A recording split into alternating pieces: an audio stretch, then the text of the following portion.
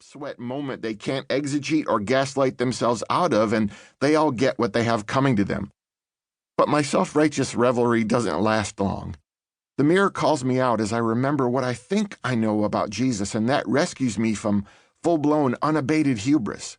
I begin to wonder what my excuses might be, how I'd spin the enmity I manufacture here, what story I'd come up with for not doing the one task we both know comprises a disciple's job description. And if I really believe what I'm supposed to believe, are any of my justifications sufficient? If God is love, and if Jesus is the perfect expression of that love, and if I'm supposedly trying to follow that Jesus, how can I be so love-impaired so frequently? How do I miss the singular point so consistently? It's not as if I didn't know what I was signing up for, like some lengthy online user agreement I blindly accepted in haste, missing the bombshell fine print beneath. Having read the Gospels a few million times, give or take a few 100,000, I know the primary commandment is not something I need to excavate from cumbersome layers of foreign language translation and cultural mores of the time. Jesus himself clearly laid out the most important commandment for me and for everyone who's ever cracked open a Bible, and even most people who haven't but know the story anyway, so we'd all understand what's being asked of us going in. So there would be no post-altar call, buyer's remorse, or deathbed claims of a sucker punch bait and switch. Loving God and neighbor and self is the elemental stuff of Christian prayers, songs, t-shirts, and bumper stickers, and we know that.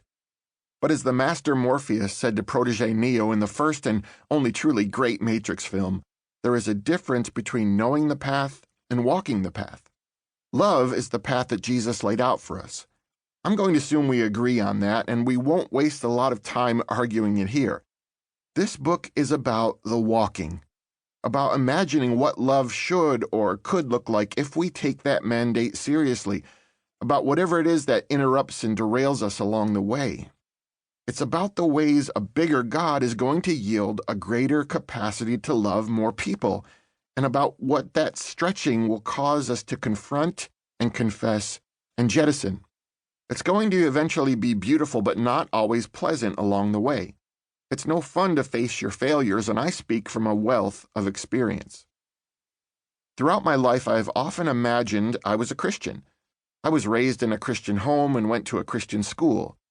After a few meandering spiritual wilderness years as a skeptical but hopeful agnostic, I attended a Christian seminary, became a Christian pastor, and have served in Christian churches for most of the past 25 years of my life.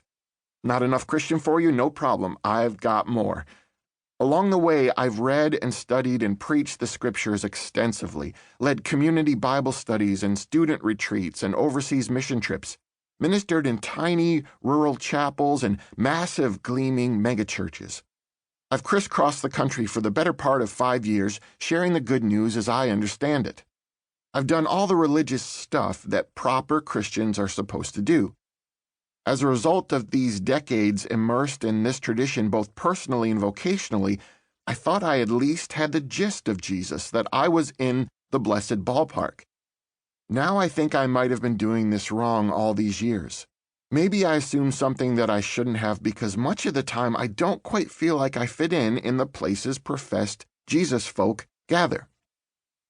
I always thought Christians were supposed to care about people, not necessarily agree with them or believe what they believe or even like them, but to see them each as specific and unique image bearers of the divine and want to work for shalom for them, wholeness, happiness, peace, safety, rest, regardless of where they came from or what they believed or who they loved.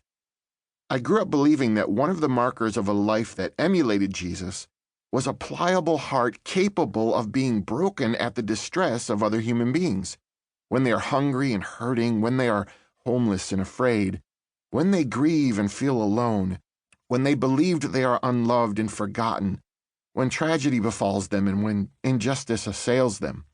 These things are supposed to move the needle within us if Jesus is softening our hearts, or at least I imagine so. Even in seasons of defiance and doubt, when I wasn't sure that Jesus was who they said he was, or that I believed anything about salvation or damnation, I took that love your neighbor.